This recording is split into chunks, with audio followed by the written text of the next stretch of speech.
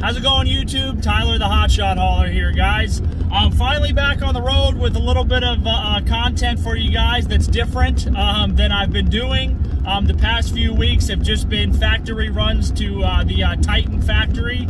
I've been doing 2 to 3 a week for the last couple weeks, so I've been gainfully employed, which is great. We got going this week, guys. I'm currently on my way to Sunbelt Rentals in Colorado Springs. I am picking up a load that I was originally supposed to pick up on Sunday and deliver yesterday. The load had been booked for about 3 weeks, and the receiving customer for the rental unit decided last minute last week that they wanted me to deliver the item on this upcoming Friday. Well, the problem with that was I already had freight booked out of Richie Bros near Salt Lake going back to Lander, Wyoming that I was supposed to pick up yesterday. Well, luckily I made some phone calls to the customer of that load and then to Richie Bros, and they were able to let me pick it up on Wednesday at the latest without any fees or stuff like that. So we were able to shift everything, but this will be my first load for Sunbelt. So you know, I'm grateful to finally make my way in with them. And everything that happened was not their fault at all. They were super flexible, and this customer of theirs has been incredibly frustrating for them. I will see you at pickup. All right, guys. Well, we're here. We are waiting to get hooked up. This has already been a giant pain in the ass. The delivery customer who's receiving the unit wanted me to drive onto the military base, and I told them no. I made it very clear when I booked this load that I'm not going to be driving on to the military base because I've played that game too many times. So they can meet me outside. So we got that figured out, and then we came over here to the unit, and look at this. So guys, the unit has not been moved for months apparently. Doubt it even probably works. And one of the tires is flat on this side. So not very happy about this, but we're gonna get some air in it and see if she'll hold wind enough.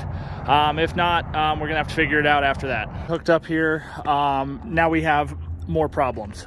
So the tire that was flat, we got it to hold air, but at a hole like dead center in the middle of the tread line with a slow leak. So we got to get that fixed. And if you look at this shit show, so I had to, thankfully I just happened to throw my 7-way harness in. The problem is with my 7-way is it's wired to where it has no brakes. And I guess I could have, at this point, I could have hooked it back up to have brakes, but that's not gonna happen. So what they're doing, I'm waiting for a field tech to show up. He's bringing me a small extender because the cord here is too short to go into my 7-way. So guys, we are waiting for the extender. We'll get that hooked, and then we'll go and get the tire fixed, and then we'll be on our way. All right, guys, got an update for you. So waiting for the 7-way trailer harness extension took just under an hour. And then after that, I drove with the trailer to the tire place where they told me to take it so they could patch the tire. They patched the tire, and I got on my way. The whole process came out to about a 2.5 hour delay. That was a little frustrating, but the manager of the store, before I left, he talked to me and he told me to bill them accordingly for all of my time, which was really nice to hear. You know, guys, there's a lot of places that don't understand that time is not free, and too many places think that your time doesn't matter. And it makes me real happy, especially for a first load that isn't going very well, that's something that they immediately recognized was, hey, not only did we really mess up, but here's how we're gonna make it right. So I was super happy about all that. We're just cruising, no issues since, yeah, we're gonna be into Salt Lake tonight, kind of late, probably shut down about 9:30. And then the customer, I should still be able to make it on time for tomorrow morning to meet him at 8 a.m. for the drop. We made it to Laramie, Wyoming. The trailer started having intermittent brake faults. It was very, very annoying. So I ended up stopping here for my 30-minute. I bought some electro connector spray, cleaned it, checked the wiring. I found the issue, and now we're good. So the harnesses that they gave me, they weren't well maintained, I guess is the way to put it. But we got her all good to go, and we're about to hit the road. And I think we're going to fall short of Salt Lake tonight, not because of drive time, but because of duty day time. So we'll figure that out. We'll still be able to meet the delivery window tomorrow morning with no problem. So everything went good. I met the customer, and we dropped the trailer. He hooked onto it and pulled off. So now we're heading about 45 minutes south to Richie Bros. All right, guys, so we made it here to Richie Bros in, I think, Lake Point, Utah. Got our release paperwork, and literally I think I'm the only one here. This is about the quietest Richie Bros I've ever seen in my entire life. So we're gonna go get loaded real quick and start heading towards Lander, Wyoming. All right, guys, we got her in. I'm really glad I have a long bed truck. Didn't even have to pull the gooseneck ball. This only weighs, I think, about 500 pounds, so that's why I wasn't worried about having it sit directly over the axle. So what we did is I ran 2 straps over the top with strap protectors, obviously, because the metal is going to cut the straps. And then I ran another strap protector where the 2 straps are touching. And then I just ran a basic low strap to pull it forward and a basic low strap to hold it from the rear, I guess. I think about 4.5 hours to go drop this, so we'll head and get this dropped and start heading towards the house. All right, guys, got an update for you. So I got the compactor dropped off in Lander, Wyoming. Everything went really well, no issues. People were super nice. I didn't film due to it being on their private ranch property. It's just, it's not the right time and place. Got that all done. Everything went really well. And then now I am on my way to Laramie, Wyoming. That's where I'm going to spend the night. And then tomorrow I'll head back to Colorado Springs. I got to stop by Sunbelt Rentals, drop off their 7-way harness extender and some paperwork. And then I will head up to the trailer store. I have to hook on to a trailer that has to go back to the Titan factory for a warranty fix. I'll take it home tomorrow night. I'll stay at the house tomorrow night, and then I'll head out to the Titan factory on Friday. Drop that off Friday evening, hook on to, I'm bringing 3 trailers back from the factory, back to the trailer store. I'm going to hook onto a flatbed with, I believe, a horse trailer on top, and then I'll be pulling one behind it. So I'm going to be pulling some more doubles, and then that'll be the week. We'll be home hopefully by Saturday at about 2 o'clock is the goal. All right, guys, we are hooked up here at the trailer store. This trailer is going back to the Titan factory for warranty. All right, guys, got an update for you. So we're almost to the Kansas state line. I had to stop and repair the 7-way wiring harness. I didn't film it due to the extreme winds. Thankfully, right now, for once, I actually have a tailwind instead of having to drive into the wind. So that's nice. But guys, I had to repair the harness because the wires basically pulled out of the harness connector enough to the point where they started shorting. Yesterday when I looked at the harness, I knew immediately. I was like, I don't think this is going to make it because the wires had already been pulled out about 1/2 inch. So I was like, well, we'll go ahead and run with it until it becomes a problem, because it might not become a problem. Well, it became a problem. So guys, make sure you carry stuff to repair harnesses, wires, and all that type of stuff, because if you run power only loads, it's gonna happen. You're gonna have to repair stuff, and hopefully the problem is at the connector and not like a ground issue or something on the trailer. So definitely set yourself up for success. This was the 3rd harness I've had to repair that wasn't my fault. And then I've had to repair several more that were my fault last year when I was learning to pull doubles and stuff like that. Hard lessons learned. So, but make sure you carry stuff for that, guys, because I promise you, electrical connectors are neglected, very neglected, and you're gonna have to either repair wiring or you're gonna have to clean them out because they get full of dirt, grime, all types of stuff. So make sure you carry stuff to set yourself up for success. and to help you when stuff goes wrong. All right, guys, we made it to the factory. We're gonna drop this trailer and then we're gonna hook on to the other ones. Got this ready to go. We got our hitch ball greased here. And then I threw these straps on the wheels because I have to tilt this at such a high angle because of how high my truck sits. Don't want the trailer to roll off, so got to use a safety there. And then back here we got the hitch, so we'll hook on to the flatbed and then we'll go ahead and get that hooked. Then we'll back up and we'll hook onto this one. Then we'll start getting secured and running the harness.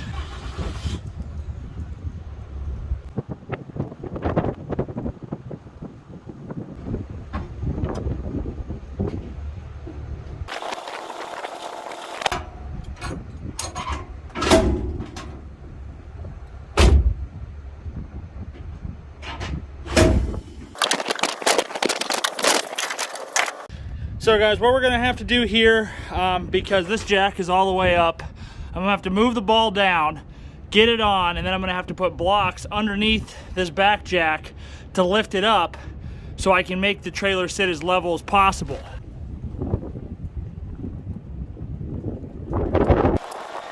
This is what you call the sketchy art of balancing. You make sure you're out of the way in case this slips. It's gonna fall. You don't want to get anything crushed. Ideally, you want to sit on the ball, like lock onto the ball, but you know, sometimes you got to engage the danger. Gonna back up a little bit.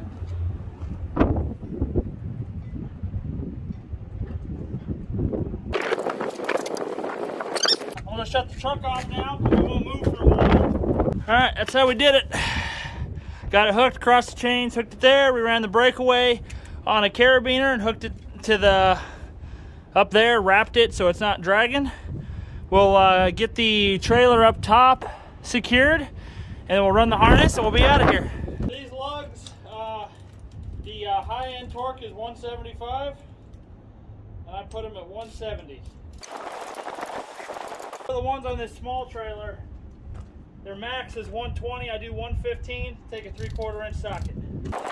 About 2 weeks ago, one of the yard people saw me out here torquing lugs, and she asked me, like, why are you torquing them? And I said, well, because they're always loose. And she said, well, they're all supposed to be torqued. So she reported it up the chain of what was going on, because some of these lugs, I'm not exaggerating, I would spin the torque wrench 2 if not 3 full rotations. They were so loose. And she said she'd push it up the chain, and clearly something changed because of all the lug nuts, I only had one that actually needed torqued. So that's good. Now you don't want to go super tight off the start. You got to get them all on so that way you don't pull the trailer one direction. You want to keep it in one spot. Up front, guys, I always throw a strap right over the tongue to keep it from doing any bouncing or anything crazy like that, because they will bounce. So if you can hold down that front end, it helps it. I had to stop filming because the wind was so bad. As you guys saw when you went flying, it literally picked up and threw my phone in my stand. Thankfully, phone didn't get damaged or anything like that, but we got the harness, we dropped it straight down. So this is the strapping that you missed. Very simple, very basic. But this trailer that I'm hooked to is 30 foot long. 30 foot is my max comfortable length for pulling doubles for the main trailer. We ran this back here, used zip ties, and tied it right there, and we're good to go. We're checking all our lights. The big ones, the important ones, are the ones back here. We got lights here. Trailer's got lights on it, clearance lights. Probably a good sign we got 4-ways. We got 4-ways, we're good to go. So for this long 7-way harness, the brake wire is disconnected in this end and the one up at the truck. Reason is because the trailer gains and brakes on these two trailers are obviously not going to match. So you don't want to have two different sets of braking power going to two different trailers. You can imagine what problems that can lead to. So the only trailer that actually has brakes is the front one. This trailer is just completely in tow and completely dead. It just has lights. All right, guys, wrote the BOL, put some sunscreen on, and then we are ready to drive about just under 3 hours into the heavy wind and into the sun. So I'm going to be overnighting in Phillipsburg, Kansas. I think it's actually only about 2.5 hours, but with the wind, it's going to add a significant amount of time probably. And then we'll roll out in the morning, and hopefully we can be to the trailer place before noon is my goal. So I'll update you guys tomorrow. All right, guys, good morning from Phillipsburg, Kansas. We are en route, and guys, last night was a first. So I was about 45 minutes from the hotel, and a bunch of deer ran out in front of me on the road. I was starting to slow down, and right as I started to slow down, another one ran out like right in front of the truck. And I had no chance to stop. I was able to move over halfway into the other lane because I saw him coming. And instead of hitting him with the front of the truck, he ran into the side of the truck. Ended up hitting the truck, and then he bounced off and then was sliding down the shoulder of the road on the passenger side of the truck.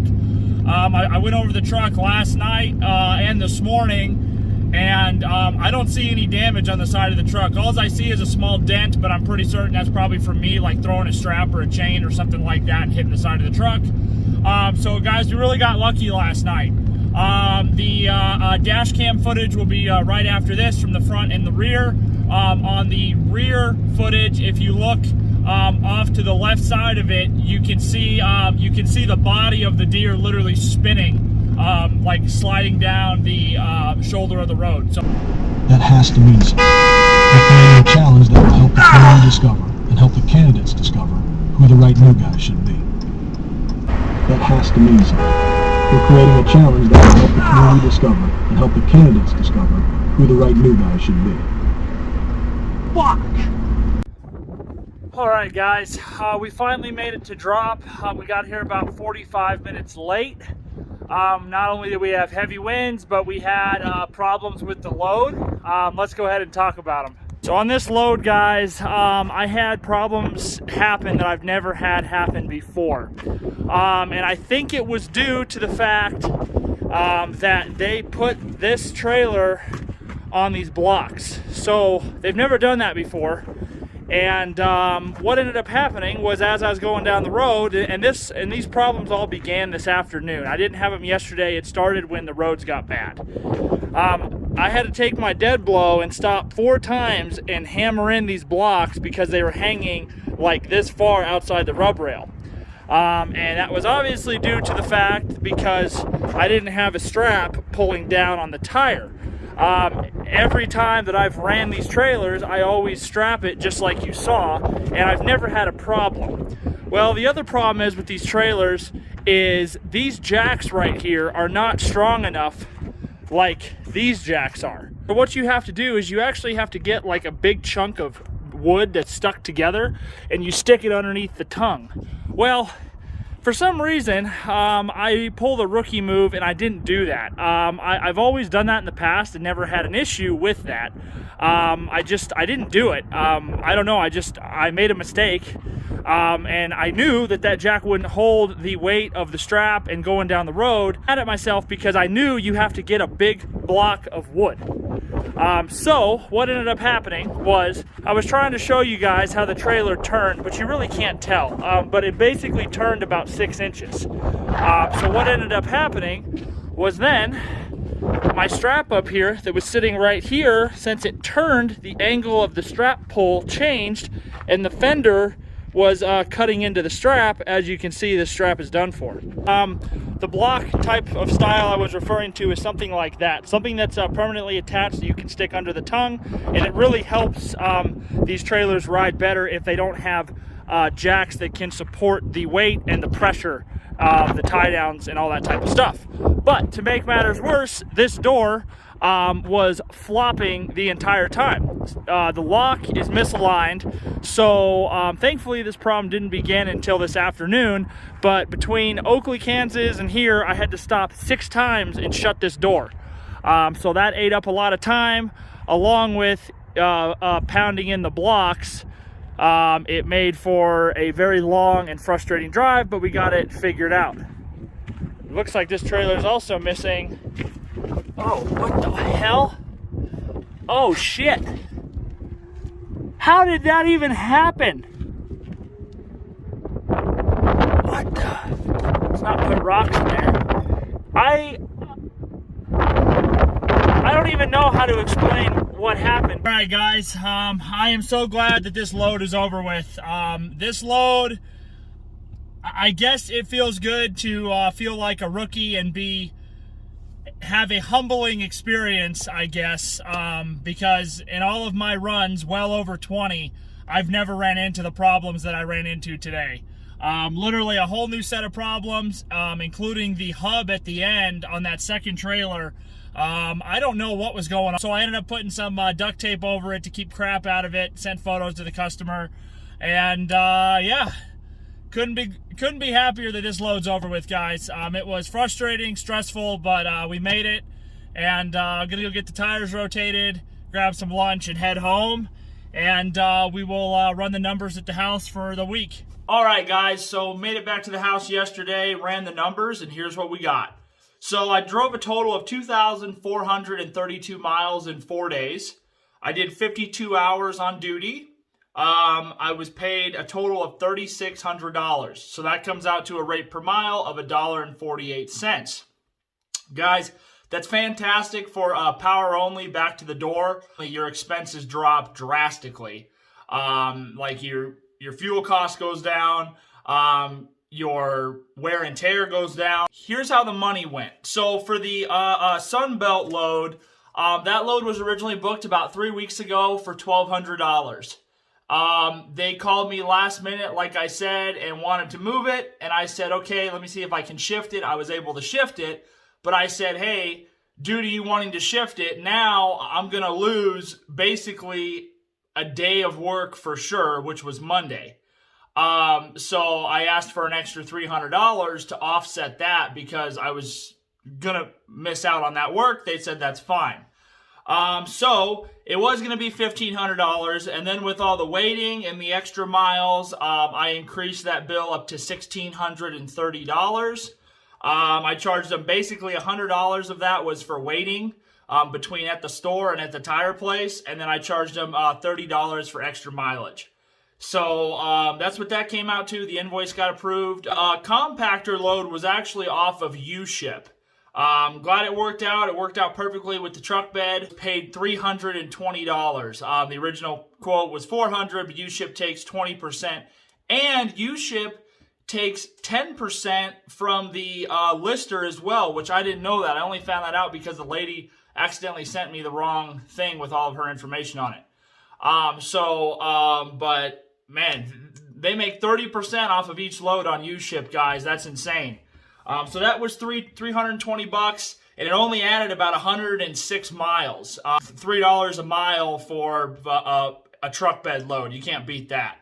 And then for the warranty trailer going back to Titan, I only charge Titan $450 because it gets me there, and then I knew I'd have work coming back, so I didn't want to get greedy. There was no need to be.